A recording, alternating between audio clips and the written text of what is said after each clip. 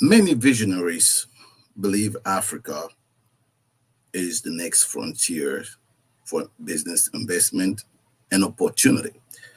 My next guest is a Congolese born American, somebody who also believes that Africa is the next frontier. And Mr. Angelo Mwembya is not new to this show, you know. For those who watch this show already see this man talking about investment is back here to talk about investment again, and we're gonna be catching up for with Mr. Angelo after his trip to Africa. So let me remind you that Mr. Angelo is actually a senior strategist on Africa socio-economic and development solution. Welcome to the show, my friend. Hey, thank you, my friend Malik. I'm here, and I got some new goodies straight from the motherland. Just came from where they what in America we call Wakanda. It's really actually the DRC. It's Congo. Let off track, man. Let me ask you this: did you have a chance to watch that show, the movie Wakanda, the second one? As soon as I landed last week, I took my wife. My wife took me to the movie, and when we watched the movie, just the names, Chala. Chala is a Congolese. Is from the Luba tribe, which I'm part of the Luba tribe. And Wow. they even named the mother of Chala Lumumba. So yeah, it's major, a major piece. Absolutely. I mean, we all have to support that young gentleman. He did a tremendous job, on his research. Nothing is perfect, but he looks like he did the best he could to come close to the to reality, especially with those names. And there's somebody here, Mr. Gary Vision. 241 is saying hello to you. Um, you know, Oh, hello back to him. So absolutely. it's a lovely day here in Washington D.C. So it's always a good thing to have my friend Malik talking to me. We No, spend a lot of time exchanging. anytime you show up, it's got to be a conversation on investment. Now, let's get back to business, my friend. You go back and forth between the United States and the Congo. You know, can you tell us a little bit what's the interest? Because most people, including the African immigrant and African American people, still don't really give the interest that into Africa the way it's supposed to. Tell us a little bit what was that moment that you think you thought this is probably my next move. I gotta have to go back on the continent and trying to rebuild. What was that moment? The moment was 2020. 2020 was the year of for me the year of return. So it was officially it was 2018, but I was warming up in 2018 where I spent most of my time with the ex ambassador, Her Excellency Dr. Chiambori. Oh Wow. yes, Yeah, so I yes. spent a lot of time warming up with her, so because she gets you warmed up, she's a very fantastic lady, and then I think she's the one who has brought a lot of people of African descent together because she sold the African Union in a different way. And it's really good because she came here to America at a very young age, and she's been here for about 50 years now. I think 50 years will be this year or next year that she's been in America. So she understands the American ways and she understands the African ways, and then she's a nurturer by by profession because she's a pediatrician, and I learned a lot from her. But now in 2020, my family and I came together. We were looking at getting some lands for our return to the African land, more specifically where we were born in the DRC in Kinshasa. So my background in the state being for the past 22 years, I've been in the real estate. So when I went to do the acquisition in Congo, I realized that there's a possibility. And I went to talk to this developer, and we acquired about 1 hectares of land.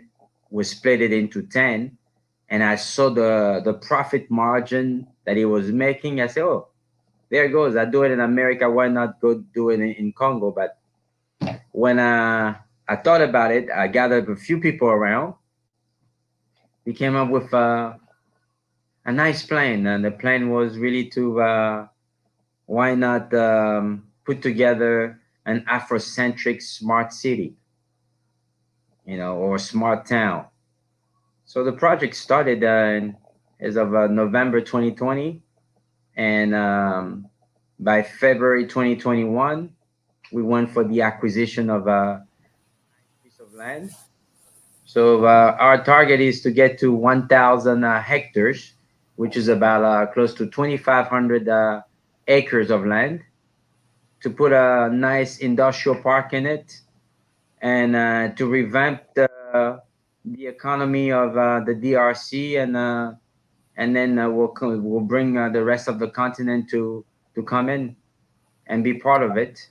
It's That it's a is dream that is coming true. So my last trip was on phase one. So we've done all the preliminary work. We have acquired about 423 hectares so far, and we're moving along, and we're getting there. So we're gonna be putting the basic infrastructures starting next year, and at the same time we are launching my green ventures also on a virtual scale where we we get into that green venture because there's a lot to unpack in 30 minutes. I know that, but just to with respect to those viewers, viewership very important, and this guy here, Gero Vision 241 is always watching the show and participating in the show. He has a question that I put on the screen.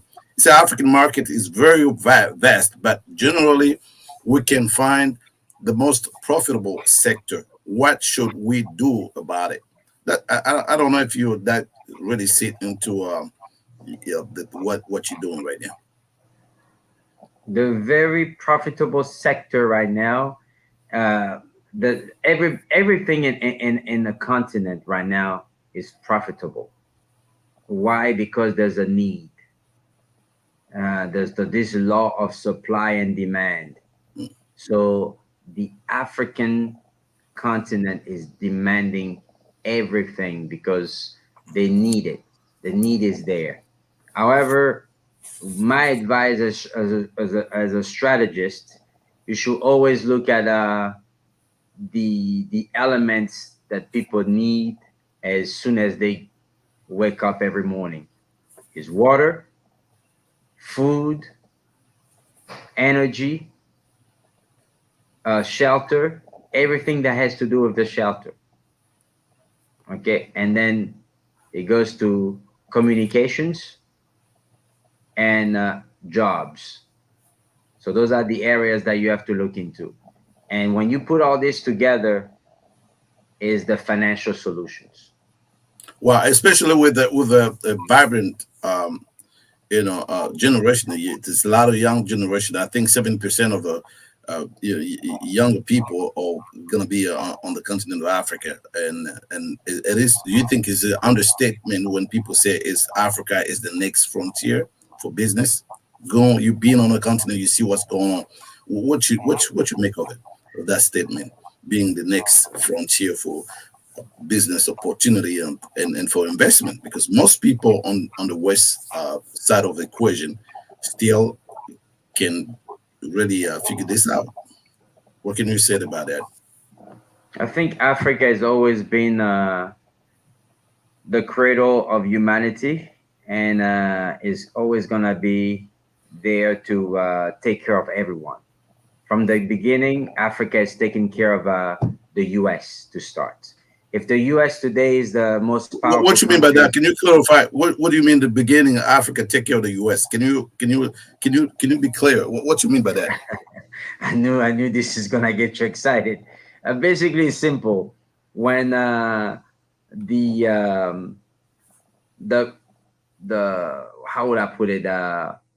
When they decided to take our ancestors from Africa to the U.S. and all the surrounding area to the Americas, uh, it was a relationship that started and that will never end. This is going to be a long, everlasting relationship. They were brought over here to work for free, free labor, what we call a slavery, is basically free manual labor. This country was built by our ancestors. That's why I tell every African that they don't have to worry about entitlement. They own America. Africa owns America. Okay, all that you see here, if it was not for Africans who came here as slaves, they will not have this country. It's a very key. You can be um, someone who is directing, organizing.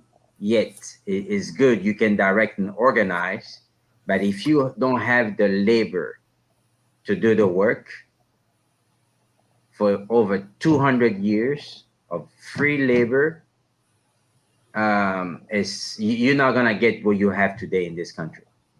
Absolutely, but this is very interesting because when you see the pushback when it comes to reparation, for example, people let you know that this is a country where you come, you if you put some effort, you get the result from that effort. When you if you work, you deserve to be paid. Now, historically speaking, some other communities, talking about the Japanese, other community here in this country that somehow have got their reparation. Why the idea of a reparation when it comes to Africa or African American is so hard to convince the politician, even this society, and talking about it looks like it's a taboo subject. What do you think it is like that? I think every when it comes to economic development, there's always a reparation. Reparation is basically you come in is a way to say, "I truly apologize." It's just like in Christianity, you go and repent, but when you repent, you have to pay your offerings and your tithing. It's the same way. Is when you comes, you say yes. We forgive you, you are forgiven, and it's time to do the tithing and the offerings. That has to take place. It's normal. It's something that has to be accepted. However, in the case of the Africans and people of African descent, I will say, right now we have to look into our motherland, because the motherland is when we're gonna gain power. The power is coming from the land that is giving the entire world a life. Today, if we have technology, and you can see, I'm going to refer back to the the Black Panther movie. When you go look at the Black Panther movie, where is the raw material coming from? It's coming from the continent. So today, I'll tell everyone from the African descent that they don't have to say anything about their life to matter. Their life matters as long as they have control of the continent. I urge everyone of African descent around the world, to gain control of the continent. They have to have ownership of the land. And when you have ownership of the land, you come and work collectively and constructively and there you go. You're gonna be able to do miracles. And like you were saying earlier about the frontier, no, Africa is now the limit. Heaven, when you're in Africa, is heaven is the limit. That's what we So, have to talk about. but you So know, we understand that, and that the Africans always been the creator of humanity, and that the profiteers, those who are not from Africa that continue to exploit Africa, what is the human resources or even natural resources. That dynamic never changed. I think part of the job that you're trying to do is not to convince those descendants of African and that came in this country, those prisoners of war, as I like to call them, instead of slave, because they were not, they were free people, when they came here. So what kind of a policy, and this is a good question because soon we will have some African leaders coming here for a summit, pretty soon. I think next week. What are some of the policies and the strategy put in place to really attract the African American, population that everybody on the continent say, you don't have to suffer there. You don't have to go through all of discrimination and unfairness when it comes to a social issue or whatever. We will talk about reparation. Why it's so hard for the people that have given almost everything, blood, sweat, to this country. But whenever we talk about reparations, it's always a pushback. Now, you young leaders and some leaders in Africa say, hey, listen, come back home. Here, you don't have to worry about police brutality, and you can have a fair treatment here.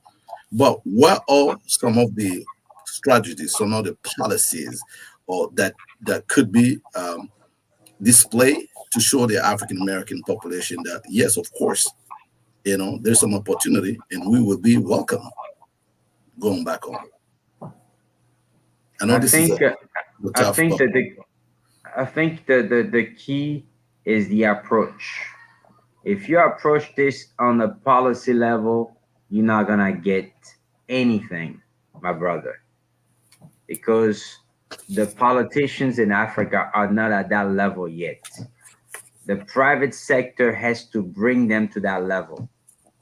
It's just same thing that took place in this country. In this country, 200 years ago, we were talking about the Carnegie, the Rockefellers, the JP Morgans. They're the one who put together the policies of this country to get to where we are today. We have to look at all those lessons learned. So today, if we continue talking about putting the policies in the front, it's not gonna cut it. They they who are against Africa progressing, they're gonna use the policies in some way to have loopholes to always get us down. The way to do it is for us, the few of us who are involved in businesses in the continent and outside the continent, to come together and build the continent, to industrialize the continent. Meaning that you take the raw material instead of having the Chinese take it to China and get a semi finished or finished product and sell it to the rest of the world, including where they're getting it from. No, let's change this narrative to for us who are well positioned, especially us here in America, because we have, I think by now we have a yearly buying power of over 5,000 billion US dollars per year. So let's take just a fraction of that. If we are able to take 50 billion of that per year into the continent, I think we can do a lot of major things there. But all of it start with the land acquisition, because when I'm talking about the land, real estate has so many facets. People only see the residential and commercial. Let's take it to the industrial. Let's take it to the agricultural. Let's take it to the oil. Let's take it to the mining. So with land, you can mine your land, you can grow food, you can do livestock, you can do residential, commercial, industrial, and that's where we're gonna be respected, and then the policies will come based on Absolutely. what we're gonna do. Absolutely, my friend. We're gonna take a quick break. When we come back, we're gonna change gear because I know you are impatient to talk about your green strategy. People wanna hear more about that. So we will back in a few seconds. Sure.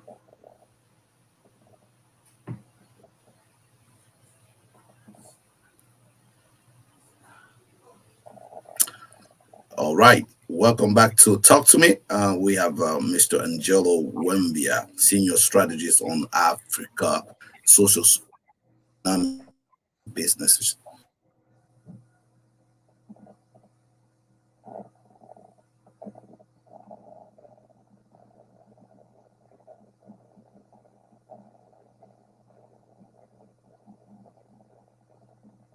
Oh, I cannot hear you anymore. Are you still there?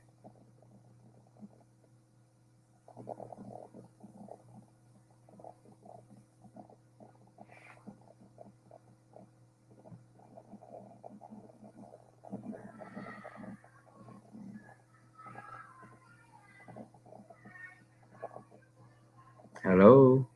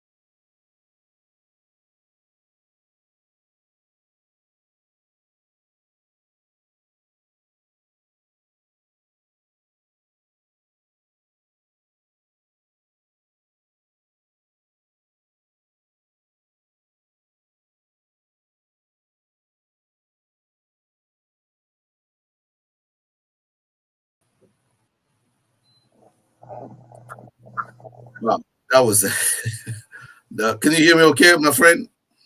Now I can hear you. Okay, listen, I have to apologize to our viewers. I just don't know what happened. In the middle of nowhere, this technology. I see you cannot control everything that goes in. So listen, we don't have too much time left. I want you to jump into that green business that you want to venture that you want to talk about and educate us about what we need to know about that. Oh yeah, my Green Ventures is actually the company is called My Green Ventures LLC.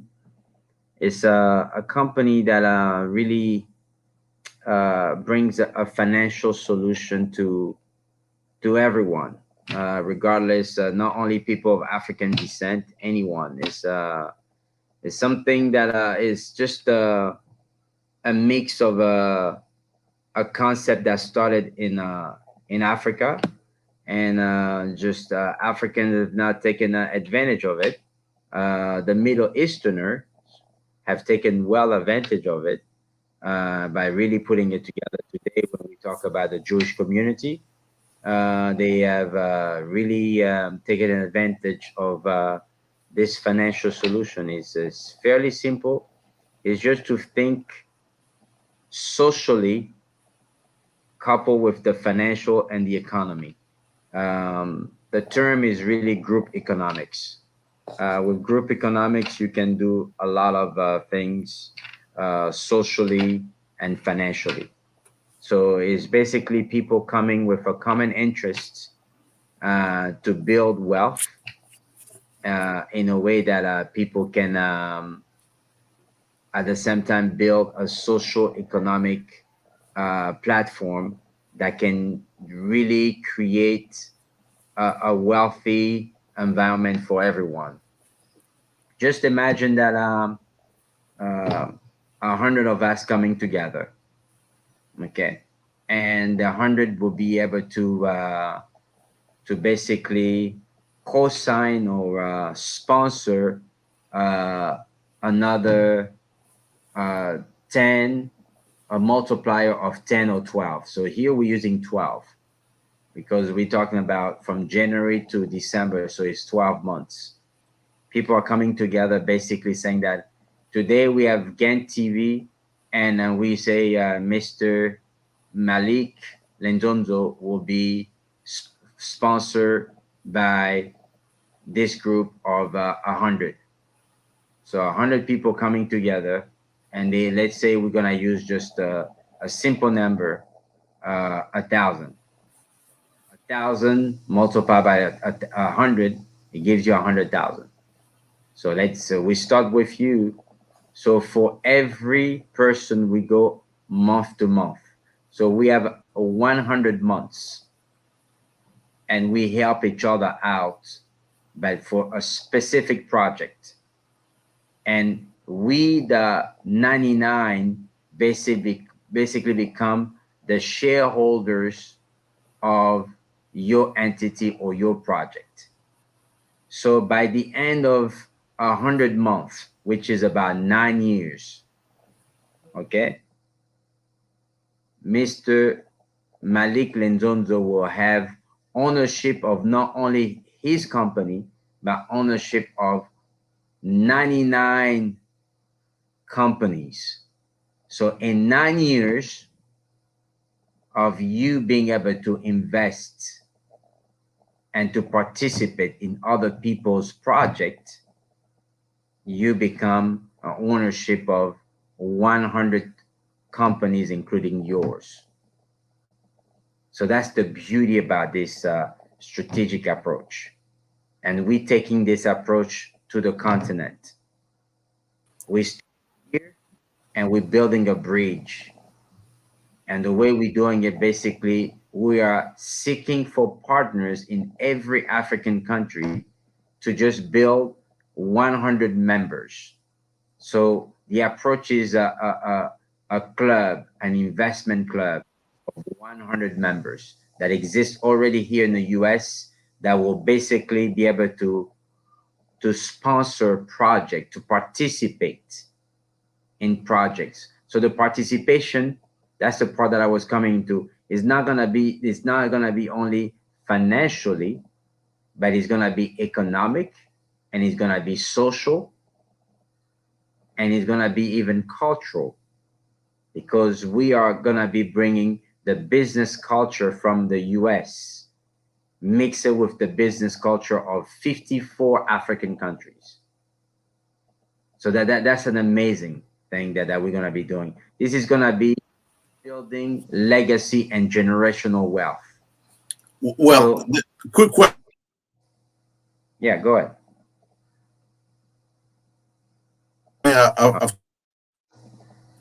Of conclusion to everything you've said.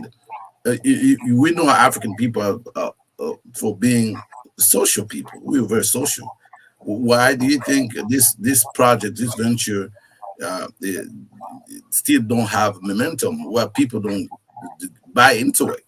And what is the difference now between previously? I heard there's something called La Tontine that was going on. What's the difference between the two?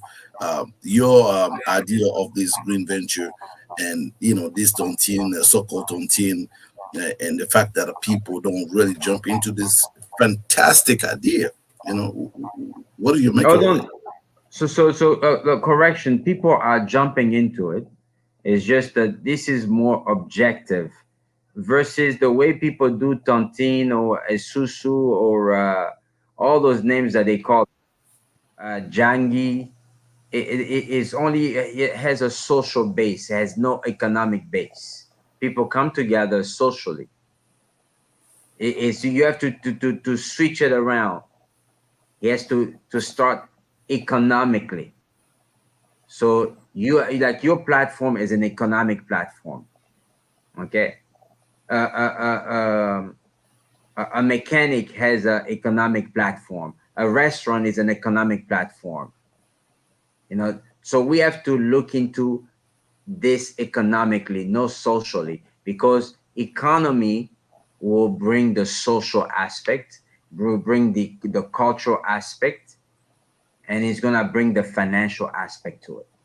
So we're gonna gain financial and economic independency. This Uh, is the way to change, because when we talk the colonial time, what do we miss? We got independent, political independent, but we did not get the economic independent.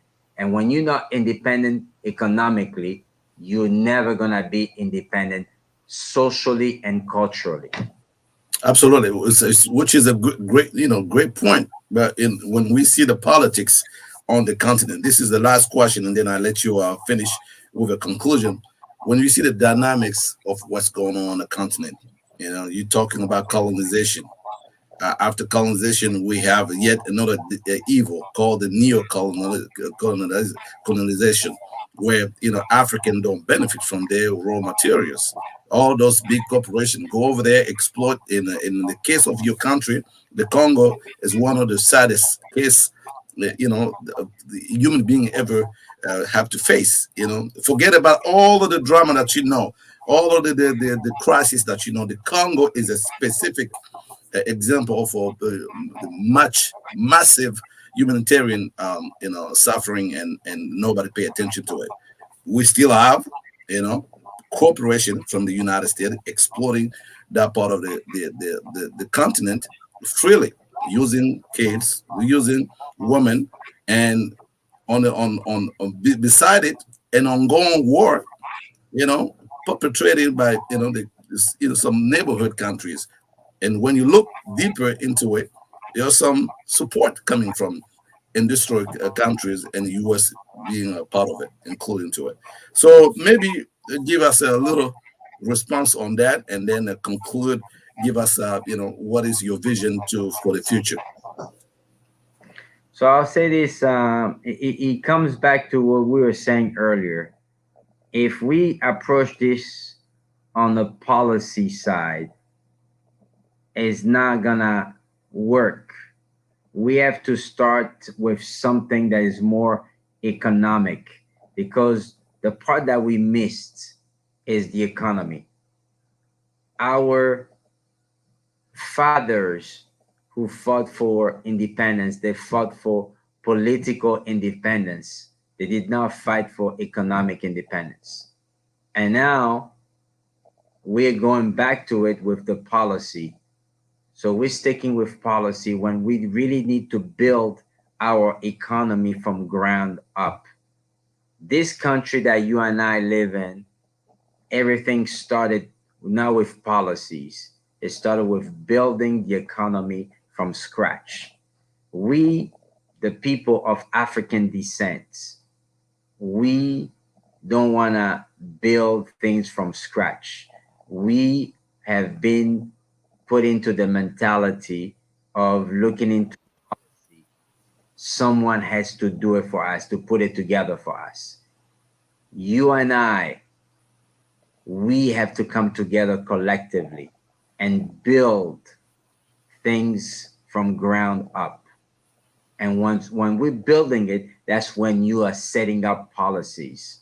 You're not gonna go and set up something with just you come and see that the policies can be nice. I'll tell you, like you talking about the DRC. If I pull all the laws, the rules and regulations, you'll be shocked. very intelligent people put it together, but there's no sustainable, tangible things that have been done to follow with those policies. You have to have something tangible. Something Absolutely. has to be built. If we don't get that in our heads, we're not gonna do anything. We have to build.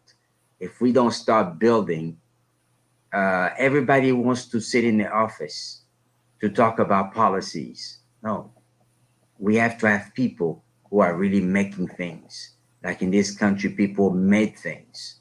The railroad were made. We need to do those things. We need Absolutely. to build industries. Today, 98% of the construction material are coming from China to the DRC. 98%, my friend. The only thing that construction material that you have in Congo is cement, gravels, and the sand. The rest is coming from China, from Turkey, from Dubai. Can you imagine that? Absolutely. Yeah. So, six, talking about China or Dubai 6 years, 6 years ago, they were just on the same level that some of the African countries. We all have independence around the same country. Talking about Dubai, it is an amazing shift when you see people going from a desert where there's absolutely nothing to now to a place where everybody wants to go and visit. So, my friend, listen, you and me when we come together, and there's no, we can go on and on and on. I believe it's a good conversation. We will continue on this conversation. Some of you are always request this man to come back to really dig dig a little bit more in this program that he have going on, which is fantastic. Somebody have to do it, and Mr. Andjelo is actually doing it here in the United States and also reaching out to the motherland. Again, my friend, thank you so much for coming. Look forward to see you another time to continue this conversation, interesting conversation. Definitely. So, what I would like just to say to the people who are follow this today is we are ready and willing to set up this investment club in every African countries to build a bridge. We only need 100 members per country, and that's it. That those 100 members will build the economy of a country in no time. Maximum 10 years, the economy will change. Absolutely. Thank you. And thanks again for my friend for bringing me on your TV. And I look forward to talking to you some more. Thank you, Malik. Absolutely, my friend. You I take care of yourself, appreciate you. and Thank we you. look forward to speak with you another time. For Thank you. any viewers, thank you so much around the globe here in the United States and abroad. Thank you so much for sticking, for watching. We look forward to bring you some good stuff, like the one you hear from our friend Angelo. Mr. Angelo is actually senior strategist on Africa, socio-economic and business ventures. So, as far as I'm concerned, my name is Malik Lenzanzo, and this is Talk to Me on Gain TV. We'll talk to you next time.